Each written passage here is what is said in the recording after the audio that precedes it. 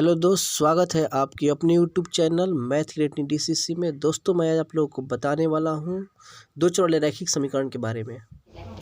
3.5 आज हम लोग पढ़ेंगे। 3.5 में 3.4 में विलोपन विधि पढ़े थे। अब आज हम लोग पढ़ेंगे 3.5। 3.5 हमें कौन विधि पढ़ना है? वज्र गुणन विधि। कौन विधि? तो प्रश्नावली आपका हो जाएगा 3.5 और वज्र गुणन विधि। कौन विधि? वज्र गुणन। देखो जी, वज्र गुणन विधि जो है बहुत सबसे आसान विधि है दो चर वाले रैखिक समीकरण को हल करने की। ठीक है ना, बहुत आसान। सिर्फ उसमें आपको एक सूत्र याद करना है। उसमें ये नहीं करना है कि समीकरण 1 मानो, समीकरण 2 मानो, ये से नहीं करना है। उसके बाद 1 का मान 2 में रखो, फिर y का मान 3 में रखो, ऐसे नहीं करना है। इसको सिर्फ एक सूत्र याद रखना है। सूत्र भी याद करने का एक ट्रिक बता देंगे, सूत्र भी याद हो जाएगा जल्दी।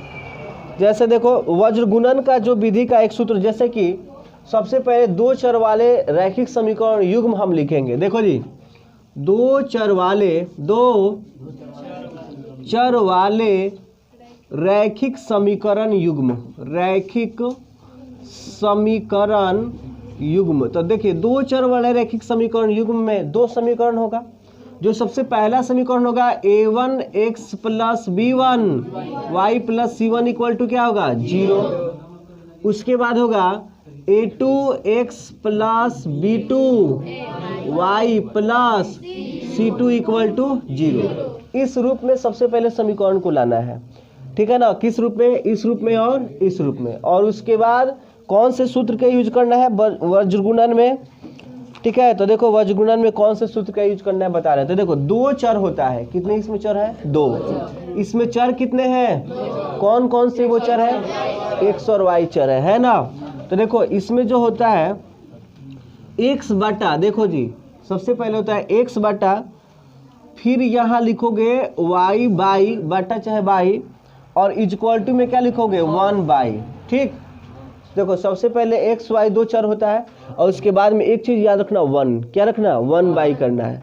तो यहाँ सबसे पहले हम क्या करेंगे? तो देखो, यहाँ क्या क्या लिखते हैं? तो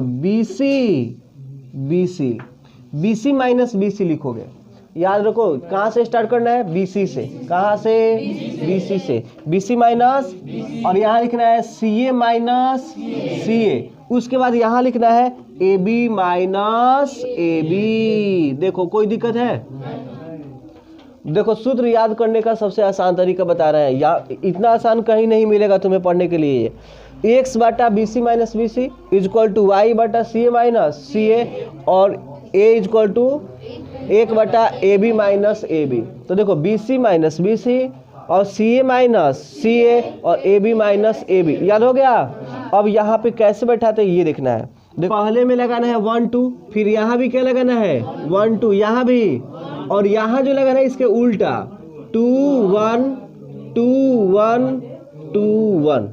अब हुआ, समझ में आया? सूत्र समझ में आया कि नहीं आया? तो देखो, इसको अपने से लिख सकते हो, कोई दिक्कत नहीं। देखो, अब हम बिना देखे भी इसे लिख सकते हैं। देखो, x बटा = y बटा 1 बटा, यहाँ BC minus CA minus AB minus AB लिखना है बस। और यहाँ 1 2 2 1 1 2 2 1 1 2 2। देखो कितना आसान है कि नहीं है? तो इसको याद करना कठिन नहीं है। बोलो, याद हो जाएगा? अरे हो जाएगा का? हो गया। क्लास में हो गया कि नहीं हो गया? चलो जी, अब इसी सूत्र को हम लोग बोलते हैं वज्र गुणन सूत्र, वज्र गुणन विधि। इसी से हम लोग बनाते हैं। जैसे एक सवाल बना के दिखा दे।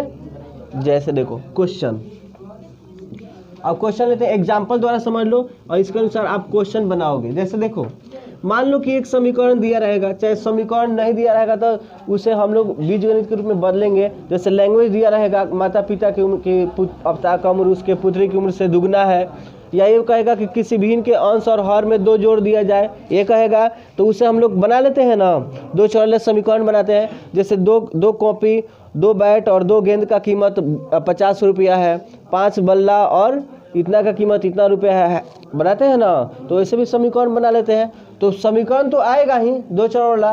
तो देखो, सबसे पहले मान लो कि कहेगा कि समीकरण युग्म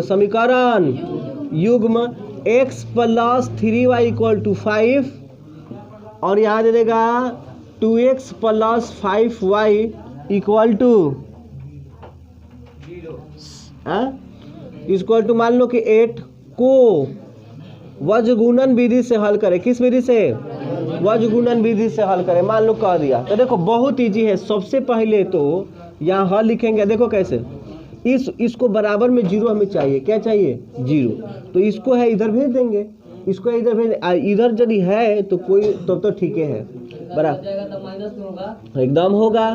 प्लस में इधर जाएगा तो बराबर में जीरो। इसको इक्वेशन फर्स्ट, ये भी इधर भेज देंगे तो 2x प्लस 5y माइनस में इक्वल टू इसको इक्वेशन। अब देखो जो समीकरण एक होता है इसमें a1 b1 c1 का मान होता है। तो देख लो a1 b1 c1, तो a1 b1 c1 के मान इसके पास क्या छुपा है? एक। यहाँ क्या है? यहाँ क्या है? a1 b1 c1 का मान आ गया। अब यहाँ से इसमें से किसका मान निकालोगे? a2 b2 c2। a2 का मान बबुआ, b2 का मान और c2 का मान। अब लगा दो वज्रगुणन विधि। देख लो यहाँ ऊपर लगा रहे हैं वज्रगुणन विधि।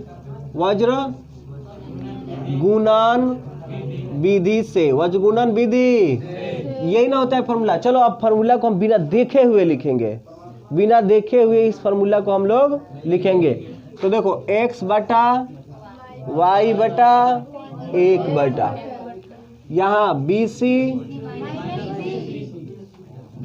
फिर यहाँ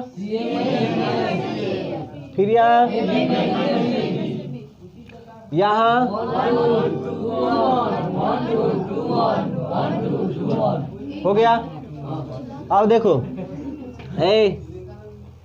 चिल्लाएगा नहीं तो याद कैसे होगा? जितने ही चिल्लाओगे, जितना ही चिल्ला पढ़ोगे ना उतना ही याद होता है। अब मुंह में लड्डू लेके बैठे रहो उसे याद ना हो, वैसे याद होगा ही नहीं। पढ़ना है तो सीरियस होके पढ़ो। सीरियस कौन पढ़ता है? जो बोलता है क्लास में उसका दिमाग है ही नहीं कि बैठा है यहाँ, दिमाग है कहीं दूसरा जगह। घर पे पूरी छन्ना आता जाके वह खाए। देखो यहाँ B1 C2 क्या है? तो चलो इसी में से सब में समान है। B1 3 मान भरना है। देख लो इसके बीच में, सभी के बीच में कौन सी का चिन्ह है? Into into into into. ठीक, B1 का मान इंटू C2 का मान -8। माइनस में होगा तो थोड़ा उसे ब्रैकेट में डालना है।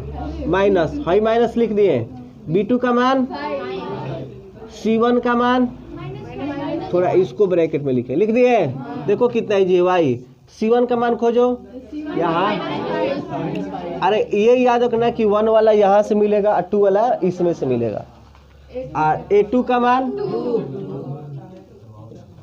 C2 का मान थोड़ा इसे ब्रैकेट में माइनस में देखे।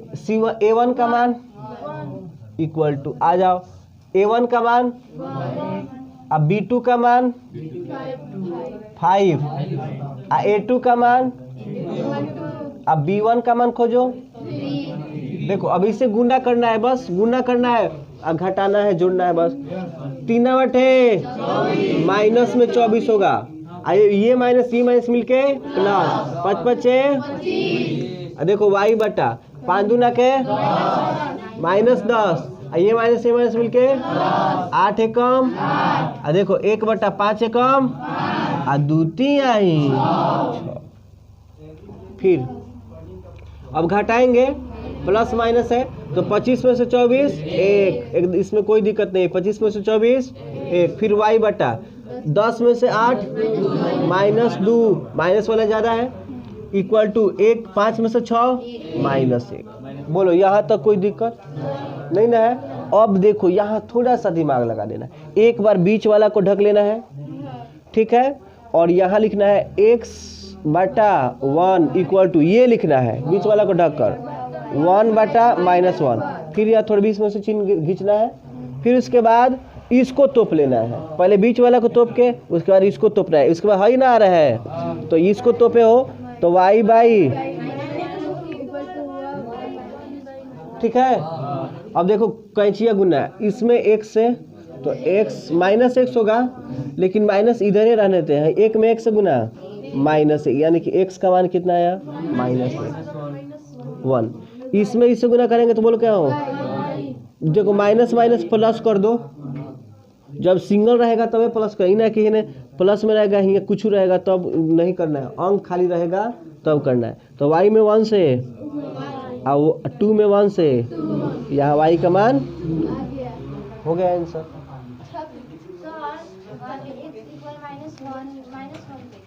कहाँ है इस है x/1 है, हम है बीच है।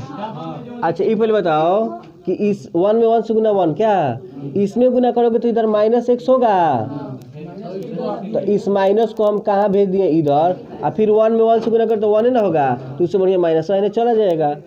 ठीक, समझ में आया पूरा, कोई दिक्कत हो गया।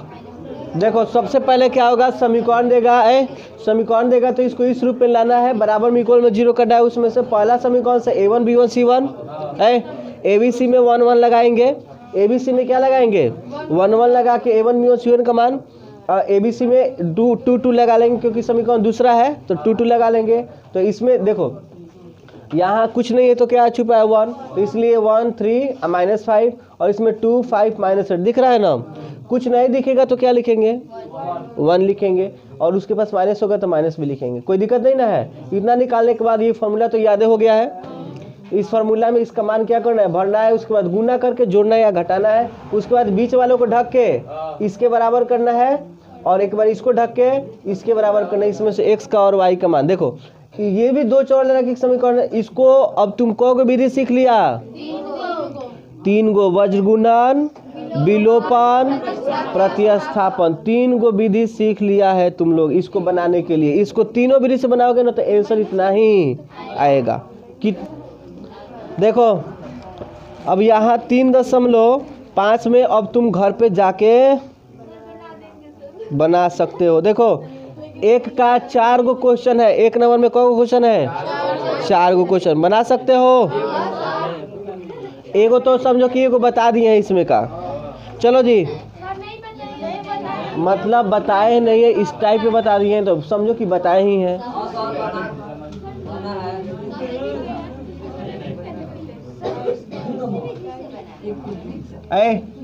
क्वेश्चन नंबर 2 का 1 का हल, 2 का 1 का हल देखो ध्यान से, पहले क्वेश्चन समझोगे तब समझ आएगा।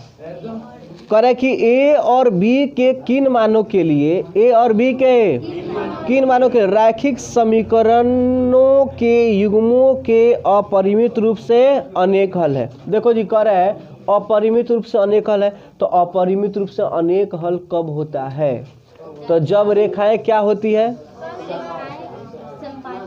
जब रेखाएं संपाती होती है। जब रेखाएं संपाती तो संपाती होती है तो उसको किस रूप में हम लोग लिखते हैं, तो लिखते हैं a1 by equal b1 by equal c1 by c2, बस वही है। तो देखो जो यहाँ लिखेंगे दिए गए समीकरण युग्म, दिए गए समीकरण युग्म क्या दिया है, इक्वेशन दिया है बुक में देख लोगे 2x + 3y इक्वल टू, इसको हम इधर बुला लें 2x + 3y माइनस में 7 इक्वल टू 0 इक्वेशन। अब देखोगे यहाँ है, देखो a - b into x a plus into y equal to 3a + b minus, तो इसको हम इधर बुला लेंगे। तो देखो a - b इंटू x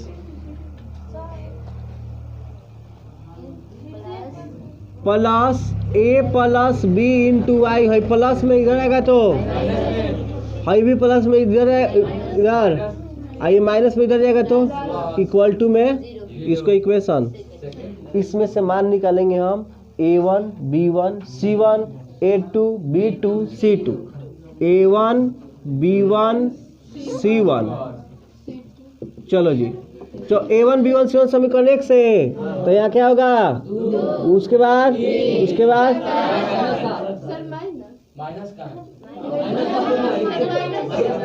समीकरण 1 में देखो, 1 में। चलो जी अब समीकरण 2 में आ जाओ। 2 में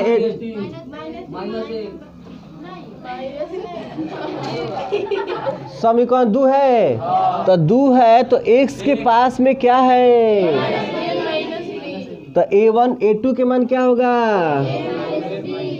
आ रहा समझ में। आप बोलो b का मान, b2 का मान, आप c2 का मान पूरा।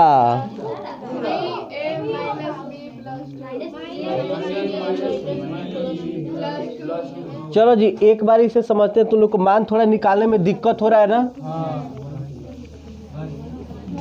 ऐ देखो कोई दिक्कत नहीं होना चाहिए, यहाँ पे तुम लोग ध्यान नहीं दे रहे हो। ऐ देखो इधर है 2x + 3y है, अब इसको है माइनस से 5 है, तो इसमें से तो आसानी से निकाल रहे हो मान कि है x है a का मान होगा, है b का है क्या चीज का, तो 2 3।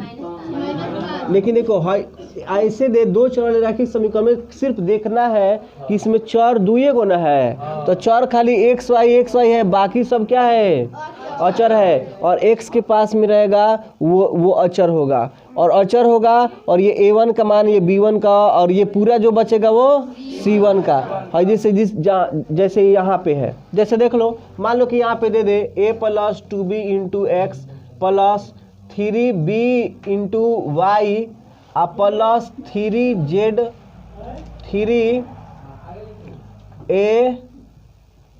प्लस b = क्या दे दे, तो इसमें से कोई a का मान पूछेगा तो क्या बताओगे, हाँ ये पूरा a प्लस क्या होगा, अब b का मान 3b y को छोड़ के, c का मान 3a + b। अब क्लियर हो गया।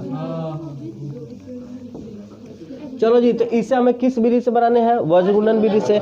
और देखो जी ऊपर ही लिखा है कि इस युग्म का, इस समीकरण युग्म का अपरिमित रूप से अनेक हल है, तो अपरिमित रूप से अनेक हल है, इसका मतलब कि रेखाएं समपाती होगी।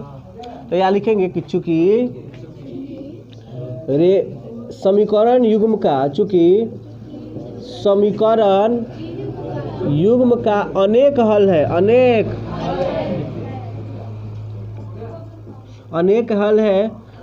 हल है, इसलिए रेखाएं क्या होती है जी, इसलिए रेखाएं समपाती है। रेखाएं क्या है जी, असमपाती होती है, तो a1 by b1 by c1 by, बोलो कोई दिक्कत नहीं ना है। अब मान भरना है, आंसर लाना है। इसमें से ए बी का मान निकाला है, किसका मान, ए बी का मान निकाला है। चलो जी a1 का मान, a2 का, b1 का, अब b2 का, सब खोज के रखो, c1 का और c2 का,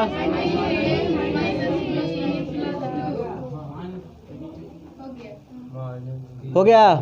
अब क्या करोगे, अब ये, अब उसके बाद एक खाली वैसे ही, एक खाली बीच को तोपना है, सब वैसे ही करना है। जहाँ 3 को बराबर आला आ गया ना, 2 को बराबर वाला, तो यहाँ पे बीच को क्या करना है, ढकना है। तो बीच को ढकोगे तो ये इसके क्या होगा, बराबर। तो देखो 2/a - b बराबर -7/-3a - b + 2, बीच में से चिन्ह, ठीक, चिन्ह देंगे, थोड़ा सा और दूरा दे दें। फिर उसके बाद इसको ढकेंगे तो इसके बराबर होगा, तो इस याद रख लो कि यही बराबर है 3/,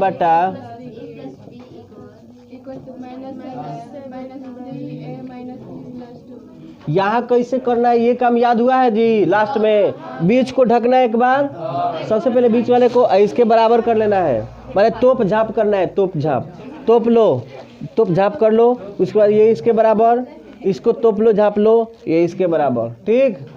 अब देखो, अब कैंचिया गुना, कौन गुना, तोप झाप करने के बाद कैंचिया गुना।